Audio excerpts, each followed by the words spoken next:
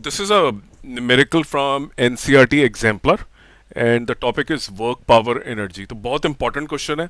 अगर आप JEE mains की तैयारी कर रहे हैं तो भी आपके बहुत काम आएगा ये क्वेश्चन. और एग्जाम्पलर का क्वेश्चन है तो अच्छा स्टैंडर्ड है. कॉन्सेप्ट पे अटैक करता है क्वेश्चन और डायरेक्टली कॉन्सेप्ट से जुड़ा हुआ है. कोई फॉर्मूला फिटिंग या कैलकुलेशन ओरिएंटेड नहीं है. डीप अंडरस्टैंडिंग डेवलप करने के लिए क्वेश्चन बनाया गया. तो आइए इस क्वेश्चन को अब सॉल्व करते हैं और कॉन्सेप्ट के साथ इसको लिंक करते जाते हैं. बहुत हेल्प करेगा आपकी जेई मेंस के एग्जाम में भी. चलिए इस क्वेश्चन को अब सॉल्व करते हैं. Let's read the question first. पहले क्वेश्चन को पढ़ लेते हैं ध्यान से.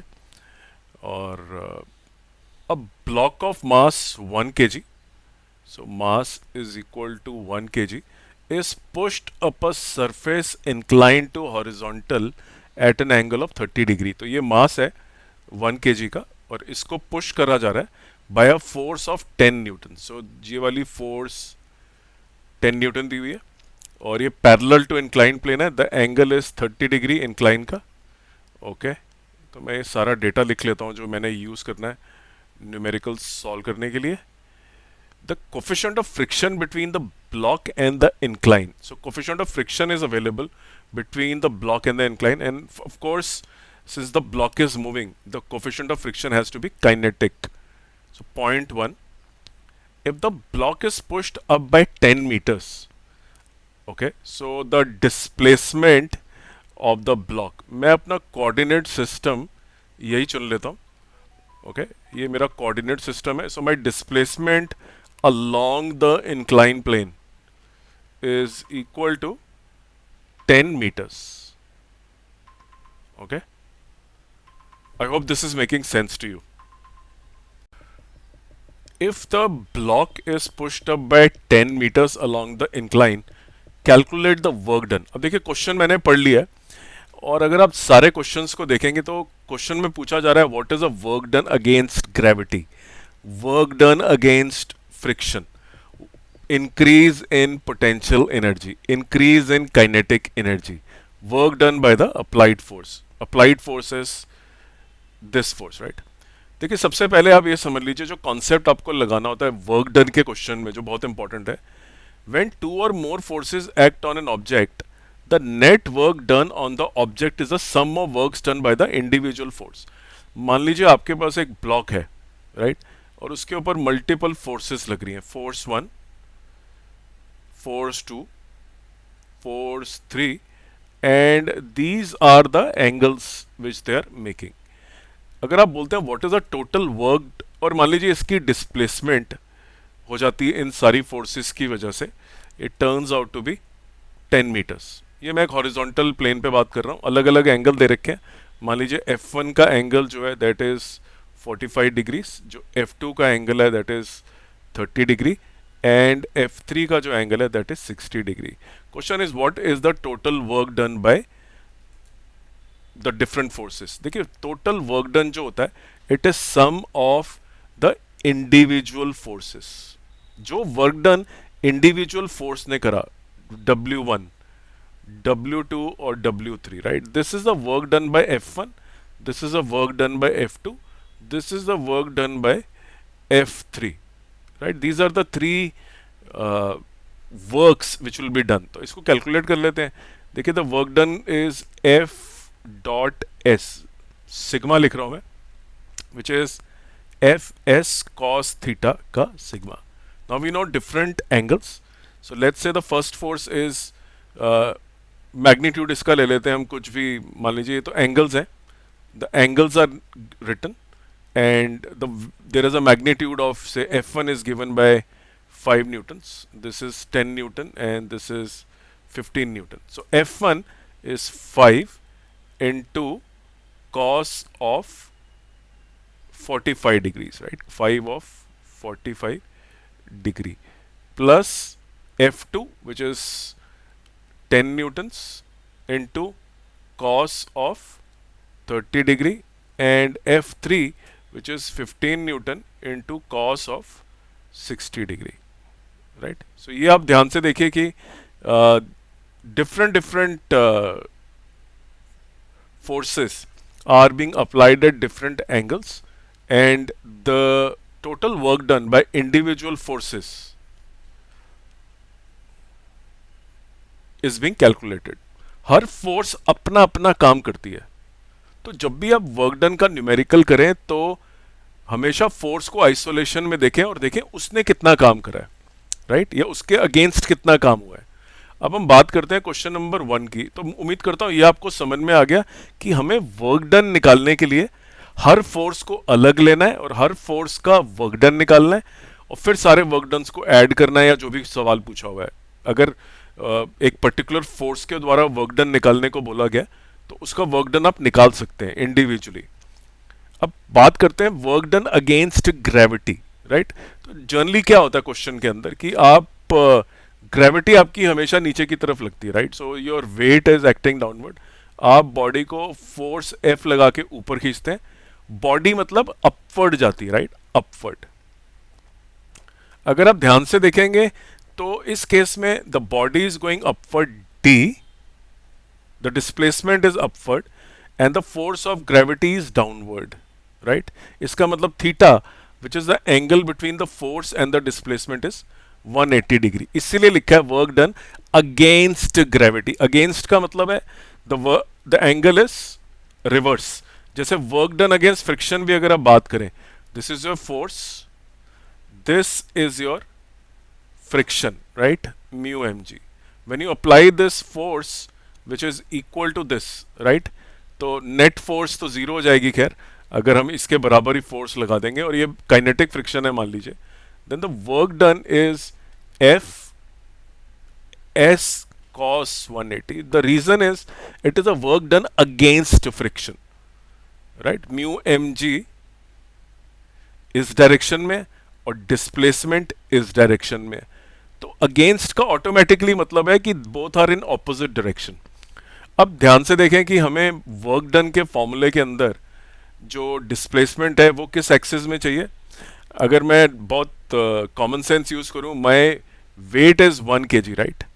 तो I am here and I move a distance of 10 metres. तो मान लीजिए मैंने ये 10 मीटर का डिस्टेंस कवर करा, right. Maybe this is, मैंने यहां से शुरू करा था and this is 10 meters. So what is my displacement? My displacement is 10 sin 30 is equal to 5 meters. बहुत ध्यान से अगर हम देखें तो, right? And therefore, और जो मेरा mg है, right? Because I am talking about gravity, तो gravity की force लेनी है मुझे, तो मैं gravity is 1 into g into 5 is equal to 50 newtons. I have taken gravity to be 10 meters per second square, right? So this is the work done against gravity. तो इस case में मैंने वही कॉन्सेप्ट लगाया कि I have considered individual force against gravity, का मतलब है सिर्फ ग्रेविटी ली मैंने, बाकी सब कुछ इग्नोर कर दिया। क्वेश्चन में बहुत सारी चीजें थी, फ्रिक्शन भी था, काइनेटिक एनर्जी की भी बात हो रही है, लेकिन I have only taken gravity. Let's talk about work done against force of friction. आप अगर बात करते हैं फोर्स ऑफ फ्रिक्शन की, then the force of friction जो है वो इंडिविजुअली कितनी है, that is mu M G cos theta. आपको मालूम है ये नॉर्मल रिएक्शन है। काइनेटिक फ्रिक्शन इज 0.1, मैं बी की बात कर रहा हूँ, multiply by 1 into 10 into cos of 30 degrees is equal to, अभी सिर्फ काइनेटिक फ्रिक्शन निकाल रहे हैं हम, सो ये कैंसिल हो गया 1, सो 1 into cos 30 will be how much, cos 30 is root 3 by 2. So this is my frictional force. और मेरी डिस्प्लेसमेंट किस डायरेक्शन में, इस डायरेक्शन में, फ्रिक्शन किस डायरेक्शन में, इस डायरेक्शन में, right. So this is also the force of friction which is acting like this and you are working against it, which means your displacement is in this direction. So this is root 3 by 2 multiplied by force of friction, and the displacement is 10 meters. 2 5s are, so 5 root 3 joules.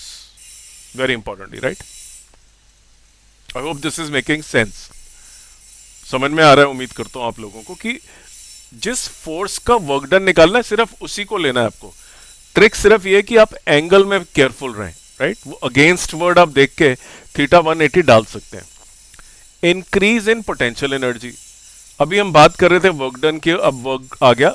देखिए जो आप work done आपने, अगर एक body यहाँ पड़ी हुई है, आपने वर्क डन करा राइट अगेंस्ट ग्रेविटी, आपने जो वर्क डन करा that is against gravity, because gravity is acting like this and the displacement is in this direction. तो मान लीजिए आप 10 कुछ पर्टिकुलर आप 5 मीटर ऊपर चले गए थे राइट, जो हमने कैलकुलेट करा था 5 मीटर्स की गेन थी, this was 5 metres, this is and this angle I told you, ये जो एंगल आ रहा है दिस इज 180 डिग्री। जो वर्क डन है वो कहां पे जाता है right, gravity, gravitational field is a conservative field, माने डिसिपेशन नहीं होती है।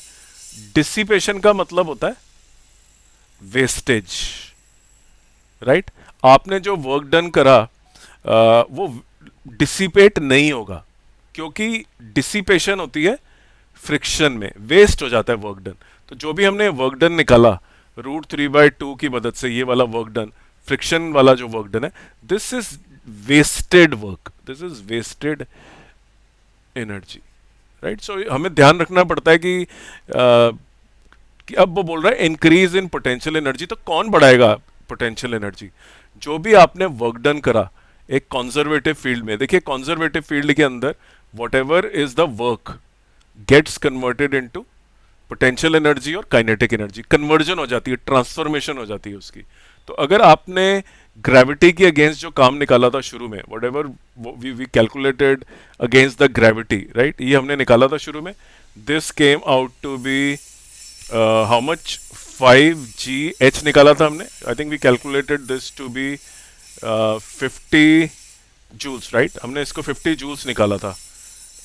And so whatever is the mgh जो हमने निकाला था, that was against the gravity, mass was 1 g and height was 5 meters, this particular work done gets converted into potential energy। ये wastage नहीं हुई है, फर्क है। अगेंस्ट ग्रेविटी में no wastage right, whatever work you do gets converted into potential energy. But friction के case में अगर if you work against friction, total wastage is there, वो कन्वर्ट नहीं होता किसी के अंदर right. So increase in potential energy same as a, again 50 joule. जो आपने वर्क डन करा वो सारा इसके अंदर, पोजीशन की वजह से इसके अंदर जो कैपेसिटी आ गई। अब देखिए यहाँ पे ये 0, ये 5 मीटर ऊपर गया, यहाँ पे इसके पास टोटल एनर्जी कितनी इकट्ठी हो गई, 50 जूल्स। तो ये 50 जूल की पोटेंशियल एनर्जी लेके बैठा हुआ है, इसका मतलब it has a capacity to do a work of 50 joules. अब ये 50 जूल का काम भी कर सकता है, मतलब पोटेंशियल एनर्जी वापस वर्क डन के अंदर कन्वर्ट हो सकती है। अब बात करते हैं kinetic energy, increase in kinetic energy. तो in kinetic energy is basically what, the energy which is by virtue of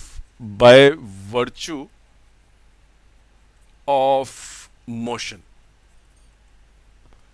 right, by virtue of motion।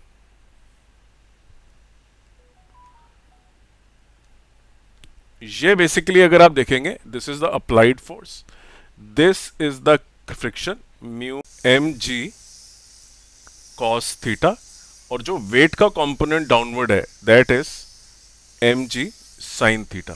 So let's calculate what is the net force being experienced. तो देखिए kinetic energy जब आप निकालते हैं, kinetic energy, वहां आपका emphasis है to find half mv², right, velocity निकालने के लिए। और वेलोसिटी कब, जब ये 10 मीटर ऊपर जा चुका है, और 10 मीटर के दौरान इसके ऊपर कौन सी फोर्स लग रही है हमें वो कैलकुलेट करनी है। उसके लिए मैंने एक फ्री बॉडी डायग्राम बना लिया, उसको मैं लिख भी लेता हूँ।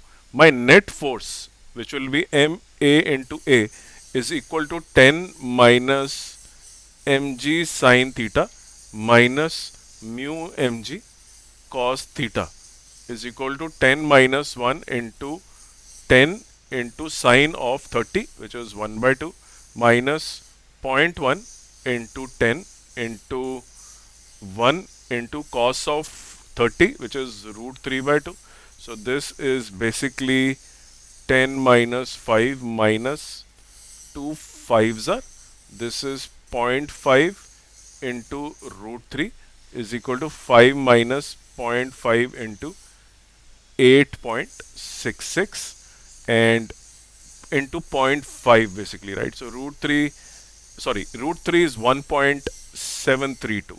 Okay, root 3 is 1.732 is equal to 5 minus 0.866. So 5.00, and let's say this is 0.87. So this is 4.13. So your acceleration is 4.13. Your initial velocity is 0. You started to push. So your velocity is equal to under root 2as. Constant force है throughout the motion. Uniform acceleration is equal to 2 into 4.13 into 10. This is your speed 10 metre के बाद चलने के बाद इतनी force मिलने के बाद एक्सेलरेट करने के बाद इसकी जो फाइनल वेलोसिटी है that is 20 into 4.13, right. This is your total. So 4.13 into 2 628 82.6 under root velocity. Okay, now we know the velocity. So इसका मतलब जो ये नेट फोर्स लगी इसने इसको कितनी काइनेटिक एनर्जी दे दी? Half M V square. Force ने क्या करा? फोर्स इस डायरेक्शन में लगी नेट, राइट. जो नेट फोर्स अभी हमने ऊपर निकाली है, this force, I am referring to this force, right, which is क्योंकि ये आपकी एक्सेलरेशन 4.13 है. सो अगर मैं फोर्स निकालना चाहूँ तो 4.13 into 1. This is the net force which is upward, and the displacement is how much? The displacement is 10 meter. It is in the same direction, right? So अगर आप half mv square की बात करते हैं, ये इस calculation से बात करते हैं, तो the work which is done, the force and the displacement have the same direction. The force is 4.13 multiplied by 10, and therefore this is equal to, मैंने यहाँ वेलोसिटी निकाल ली है, आप वापस कैलकुलेट करेंगे एक ही बात है. सो this is 41.3. So this is a work done which actually got converted into kinetic energy, right. 41.3 joule आपने वर्क डन करा और वो काइनेटिक एनर्जी में कन्वर्ट हो गया. अगेन कॉन्जर्वेटिव तरीके से हुआ है. आपके पास जो काइनेटिक एनर्जी है, ये ट्रांसफॉर्मेशन जो होती है, ये वेस्टेज नहीं है. आपने जो वर्क डन करा वो वेस्ट नहीं हुआ, वो काइनेटिक एनर्जी में कन्वर्ट हो गया. So there is no dissipation. Dissipation का मतलब होता है वेस्टेज, जो फ्रिक्शन में आपको नजर आएगा, राइट. ये तो मैंने आपको वेलोसिटी निकाल के दिखा दी basically, right. So this is the velocity. Let's go to the last part of the numerical. The last part is what is the work done by the applied force. Again देखिए, applied force is 10 newtons. The applied force is 10 newton. अब बाकी force को आप भूल जाइए, individually देखना होता है अप्लाइड फोर्स ने कितना काम करा. एक फोर्स ये भी लग रही थी mg sin थीटा, इसको इंक्लूड नहीं करेंगे. फ्रिक्शन की फोर्स लग रही थी, नहीं इंक्लूड करेंगे. सिर्फ अप्लाइड फोर्स जो 10 न्यूटन की है उसको इंक्लूड करना है हमको. इंडिविजुअली देखना है, यही कॉन्सेप्ट था. हर फोर्स का अपना वर्क डन होता है. काइनेटिक एनर्जी के केस के अंदर हमें सारी फोर्सेस लेनी पड़ेगी, क्योंकि वो सारी फोर्सेस की वजह से ही नेट मोशन आता है. तो यहाँ पे जो वर्क डन आपका हो गया 10 न्यूटन, और आप कितना ऊपर गए, डिस्प्लेसमेंट आपकी कितनी है? 10 metres. 10 into 10 is equal to, so this is 100 joule, right. ये आपका हो गया the work done by the एक फोर्स जो 10 न्यूटन की है, उसने कितना काम करा. तो जब भी आपको कोई वर्क डन के ऊपर क्वेश्चन आए, आप उसके ऊपर एम्फोसिस किन चीज़ों रखेंगे? एंगल का रखिए, 0 है, 180 डिग्री है, 90 डिग्री पे आपको मालूम है वर्क डन इज 0, राइट. तो ये अगर आपके दिमाग में आ जाए, जैसे कि आप ऊपर की तरफ गए, right, gravity is always acting downward. If you pick a body and it goes up, right, तो ये वर्क आपका जो डिस्प्लेसमेंट इस डायरेक्शन में हो गया, वेट नीचे की तरफ है, तो work done is negative because the angle is, या उसको लिखते हैं अगेंस्ट द ग्रेविटी. अगर आप अगेंस्ट द ग्रेविटी लिखते हैं तो नेगेटिव साइन लगाने की जरूरत नहीं है. नेगेटिव साइन भी यही बताता है, it is against the work and the direction of displacement is against each other. और मान लीजिए आपकी बॉडी की काइनेटिक एनर्जी गेन करी है, जैसे इस केस में बॉडी एक्सेलरेट हुई, उसने काइनेटिक एनर्जी गेन करी, तो आपका जो वर्क डन है दैट इज पॉजिटिव, बिकॉज उसने काइनेटिक एनर्जी को बढ़ाने में हेल्प करी है. इसने अगेंस्ट काम नहीं करा, राइट. जो भी आपने फोर्स अप्लाई करी, उसने बॉडी की जो डिस्प्ले वो है एक्सेलरेशन या वेलोसिटी को बढ़ाया है, वेलोसिटी को कम नहीं करा। तो अगर आप किसी चीज को धक्का देते हैं और वो आगे की तरफ तेजी से जाती है तो you have done positive work. Sign convention की क्लैरिटी होना बहुत जरूरी है। दूसरी क्लैरिटी ये होना जरूरी है कि इंडिविजुअली आप हर एक फोर्स का अलग अलग वर्क डन करें। Work done by the body, work on the body, इससे घबराने की जरूरत नहीं है आपको। Right, be very clear on this. There is nothing to be scared of. Only thing is the sign changes. Work done on the body, by the body. इस तरह के क्वेश्चन आते हैं, सिर्फ उसमें आपको साइन कन्वेंशन का ख्याल रखना है और क्वेश्चन बड़ी आराम से करे जा सकते हैं। तो मेरा पूरा प्लेलिस्ट है वर्क पावर एनर्जी का, उसको जरूर देखें। There are lot of recorded live classes also which you can watch. If you like this video, please like it and don't forget to subscribe to my channel. You will feel tremendous improvement in your physics, maths and chemistry if you watch my channel. Completely free of cost.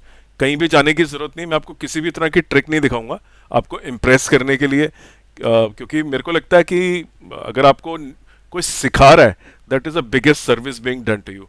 Trick दिखा के impress करके बच्चों को attract करना अलग बात है और रियलिटी में बच्चों को समझाना अलग चीज होती है। तो my emphasis is to teach rather than to impress you. So please do like my channel and subscribe to it. Thank you very much.